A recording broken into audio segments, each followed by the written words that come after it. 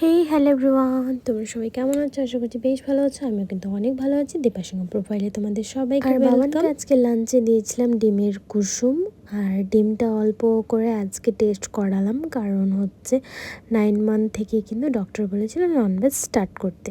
তো যাই হোক, ওর বাবা হচ্ছে রাত্রের বেলা নিয়ে এসেছিলো বাবানের জন্য খেলনা। খেলনাগুলো কি সুন্দর দেখো, ব্যানানা, গ্রাপস, অ্যাপেল, পাইনঅ্যাপেল সব কিছুই আছে। তারপর বাবানের জন্য নাকি LIC খুলবে, তো বাবানের জন্য জমা টাকাগুলো মানে এই যে দেখতে পাচ্ছ মাটির ইসেতে জমা করেছিল ওর বাবা, অনেক ক্ষুদ্র পয়সা।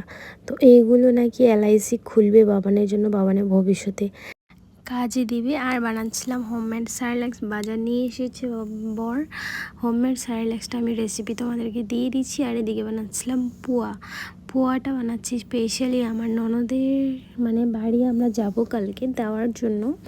কারণ হচ্ছে আমরা হোলিতে বেশি বানাইনি পোয়া, মানে অল্প বানিয়েছি, খালি ঠাকুরকে ভোগ দেওয়ার জন্য, আমাদের রাজবংশীদের দিতে হয়। তো যাই হোক, এই দিকে ওর বাবানের জন্য একটা গাড়ি অর্ডার করেছিল। আর এখন তো বাবান চালাতে পারবে না। যাই হোক, ওর বাবাকে তো বললে শোনে না, রেগে যায়, বলে আমার ছেলের জন্য আমি অর্ডার করব, তোমাদেরকে সে প্রবলেম। তো যাই হোক, কিছু তো বলা যায় না। তো দেখো গাড়িটা কেমন হয়েছে তোমরা অবশ্যই জানাবে কিন্তু। আর এইদিকে আমি ওর জন্য আবার লাঞ্চ করছিলাম, এটা তোমাদের সাথে ভাবলাম শেয়ার করি, আনবক্সিং করি তোমাদের সাথে। তো এই হচ্ছে সেই গাড়িটা। আর এইদিকে বানাচ্ছিলাম বাবানের জন্য মানে লাঞ্চ। চালের গুঁড়োগুলো আমি মানে পাউডার করে রেখেছিলাম, সেটাই ম্যাশ করে দিয়েছি কলার সাথে।